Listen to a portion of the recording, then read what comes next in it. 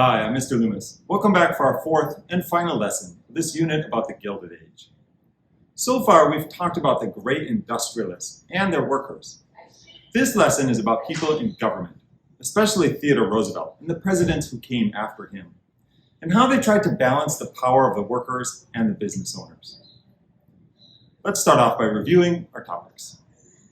We mentioned Theodore Roosevelt in our last lesson, and we'll spend a bit more time talking about him today, both about his past and his ideas, which he called the Square Deal. Then we'll talk about the two presidents who came after Roosevelt, Taft and Wilson. And we'll finish up by talking about two important new government agencies that were born at this time in history, the Fed and the Federal Trade Commission. Let's get started by digging a little deeper into the story of Teddy Roosevelt, one of our country's most dynamic, interesting, and controversial presidents. Theodore Roosevelt was born in 1858 to a rich New York family. As a child, he was small and often sick. His father told him to dedicate himself to growing stronger, which he did. Roosevelt came to believe that without physical fitness, there could be no mental fitness. His hard work paid off, and he entered Harvard as a strong young man. He met Alice Hathaway Lee. He thought she was too good for him, but decided to try to marry her anyway. It worked. But his life with Alice was short. In 1884, 4 years after finishing college, Alice gave birth to a daughter, but she died in childbirth on the very same day that Roosevelt's mother also died. Overwhelmed with the events, Roosevelt moved away to the West, but he returned to New York 2 years later. He remarried and decided to spend his life in politics helping others. Theodore Roosevelt was never supposed to be president. Many of the leaders of the Republican Party thought he was too wild, like a cowboy, especially Senator Mark Hanna, President McKinley's campaign manager. But as Roosevelt became more popular, he became more dangerous to older politicians like Hanna. His success with the Rough Riders in Cuba made him a war hero to many Americans. He was elected governor of New York. During the campaign of 1900, Hanna decided that having Roosevelt run for vice president would be good for two reasons.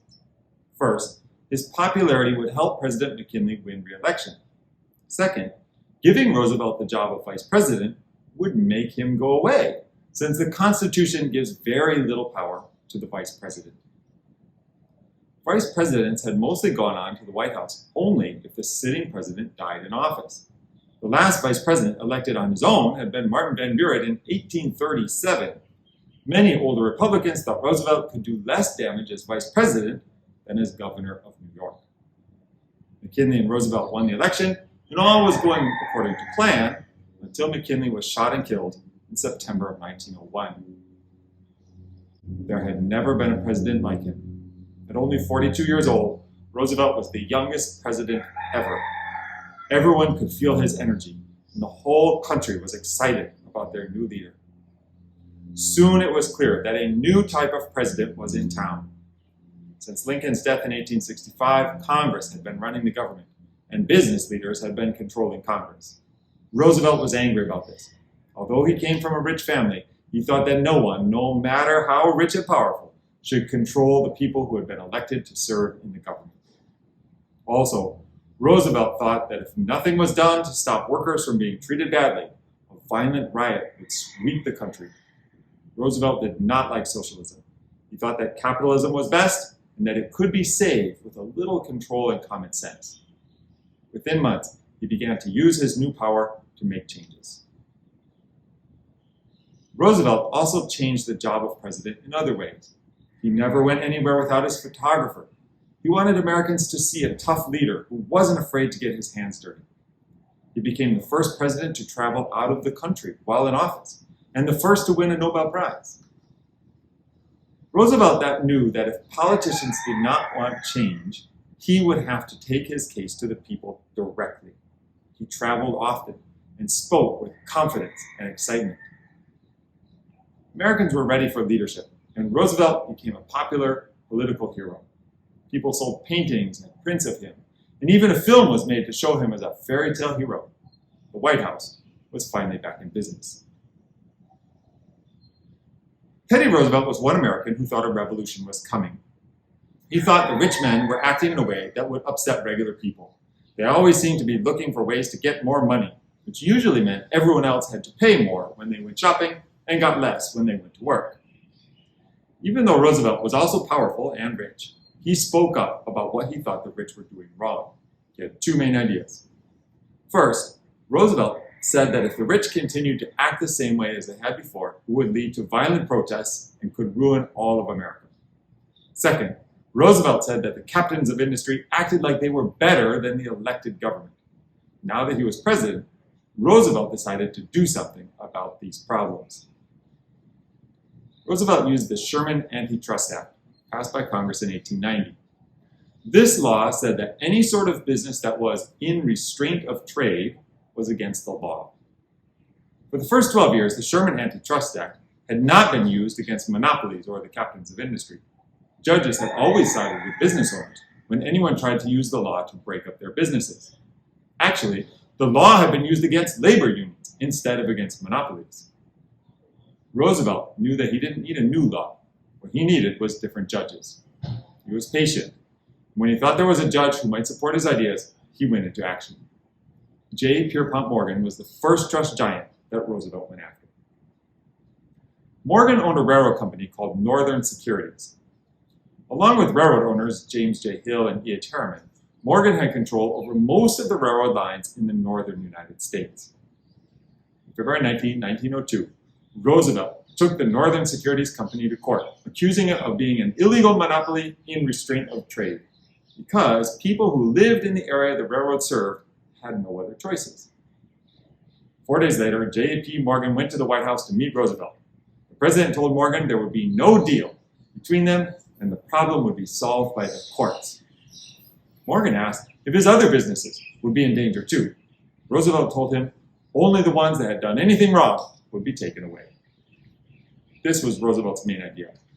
He thought the question of trust was a question of right versus wrong and good versus bad. If a trust controlled an industry or provided good service at fair prices, Roosevelt thought it was a good trust, and he left it alone. Roosevelt would only attack the bad trusts that charged unfairly high prices. Who would decide what was right and wrong? Roosevelt believed that was his job as president and protector of the people. The American people liked Roosevelt's new plan. The Supreme Court, in a 5-4 decision, agreed and broke up the Northern Securities Company into smaller companies. Roosevelt said the case showed that no man, no matter how powerful, can get away with breaking a law. As he attacked other bad trusts, more and more Americans liked him. They started calling him the Trust Buster.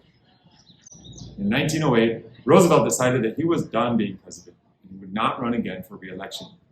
He had promised not to run for a third term when he was elected in 1904, and no president before had ever served more than 8 years. Roosevelt would keep his word. He found the perfect candidate to continue his plans, William Howard Taft.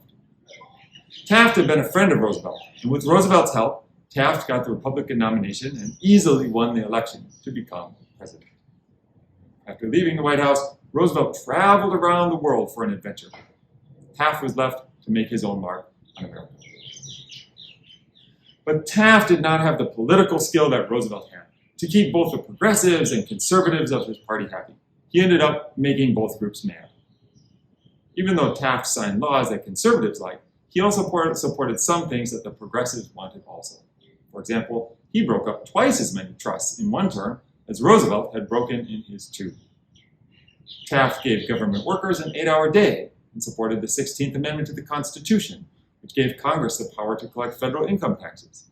He created a Children's Bureau and supported the 17th Amendment, which let people vote for senators instead of having each state legislature pick them. Still, when Roosevelt came back from his trip, progressives asked him to run against Taft in the next election. In 1912, the fight was on. Politics can sometimes turn the best of friends into the worst of enemies. Such was the fate for the friendship between Theodore Roosevelt and William Howard Taft. Historians don't all agree on why Roosevelt ran against his old friend. People who like Roosevelt often say that Taft did not do what progressives wanted, so of course they wanted Roosevelt to take over again. Roosevelt thought he could do a better job of bringing all Republicans together more than Taft. He thought America needed him. People who don't like Roosevelt look at him differently. Roosevelt had a big ego, and he clearly wanted power. He hated being on the outside, looking in. He turned on his old friend and talked only about Taft's mistakes. When Republicans got together in Chicago to pick which man was going to be their candidate, progressive Republicans said that the conservatives in the party were trying to rig the vote. So they left and formed the National Progressive Party. Later that summer, they picked Roosevelt to be their candidate. When Republicans asked if he was strong enough to run for president again, Roosevelt said he felt as strong as a bull moose, giving the party the nickname the Bull Moose Party. The two old friends said terrible things about each other during the summer of 1912. Taft had the support of Republican leaders, but the people liked Roosevelt. Roosevelt talked about his plans for the future. Instead of breaking up every trust, Roosevelt wanted to start a federal trade commission to keep an eye on unfair business practices. He wanted to start a minimum wage, pass a law so that workers would still get paid if they got hurt on the job, and a law to end child labor. He wanted the government to give people money after they retired and help pay for people to go to the doctor. He said he wanted women to be able to vote. The government must help its people, Roosevelt and his progressive followers said. Taft and his supporters disagreed, and the battle was left for the voters to decide. In the end, Republicans split their votes between Roosevelt and Taft, and it was Woodrow Wilson, the Democrat, who ended up with the most votes and became president. Progressives were not all Republicans. Woodrow Wilson also saw the need for change. He called his plans the New Freedom. Wilson was from Virginia, just like Thomas Jefferson. And like Jefferson, he liked the idea of a country full of small, independent farms. Of course, the days when farming was the main way Americans made money were gone. But a nation of small farmers and happy, successful working people still seemed possible. To make his new freedom come to life, Wilson went after three things he thought hurt regular Americans: the tariff, the banks, and the trusts. Tariffs are taxes on things made in other countries and sold in America. They protected the large industries because they made less expensive foreign products more expensive, and the people who had to pay were regular Americans. Wilson signed the Underwood-Simmons Act into law in 1913, which lowered tariffs. The banking system also hurt regular Americans. In 1912, all American money was backed by gold. Because gold was rare, it was hard for regular Americans to get loans. Wilson signed the Federal Reserve Act, which got rid of the gold standard and made it easier for banks to give out loans. Unlike Roosevelt, Wilson did not see the difference between good trusts and bad trusts. Any trust was bad in Wilson's eyes. He signed the Clayton Antitrust Act of 1914, which made the Sherman Antitrust Act even stronger. This same act also protected labor unions, gave them the right to go on strike, hold boycotts, and made peaceful picketing legal. Business owners could no longer use antitrust laws against their workers. In just 2 years, Wilson went after the tariff, the banks, and the trusts. But soon he would have an even bigger problem to work on: the First World War in Europe. Roosevelt and the Bull Moose Party had had some big ideas, but Roosevelt lost the election of 1912. However, Wilson took some of those ideas and helped get them turned into law. He let the FTC, or Federal Trade Commission, get started to watch over businesses. The child labor law, workers' compensation laws were also passed. Wilson agreed to a rule to protect some railroad workers from having to work too much overtime. Progressives ended up liking Wilson. The American people liked him so much, they elected him to a second term in 1916. Let's finish off today by reviewing our big ideas. Theodore Roosevelt was a dynamic, young president who took over after McKinley was killed. Roosevelt was different from the presidents of the late 1800s in many ways. As president, Theodore Roosevelt wanted to balance the needs of workers and owners. He earned the nickname Trust Buster. They're taking business owners to court to break up their monopolies. President Taft continued Roosevelt's trust-busting ways, but in 1912, Roosevelt ran again for president. Republicans were split between Taft and Roosevelt, giving the electoral win to Woodrow Wilson, a Democrat. Wilson was also progressive and used the government's power to promote reform. For example, he created the Federal Reserve and Federal Trade Commission. Thanks, everyone. This is the end of our unit about business, labor, and government during the Gilded Age. All of this happened so long ago, but it turns out that many of these stories are still relevant today. We still have the Fed, the FTC, rich business owners and unions, Carnegie's libraries and the hospitals and universities the wealthy men of the Gilded Age built are still around. And we still have politicians who try to help workers and owners get along, as well as crooked politicians who steal money. Thanks for watching. I'll see you next time.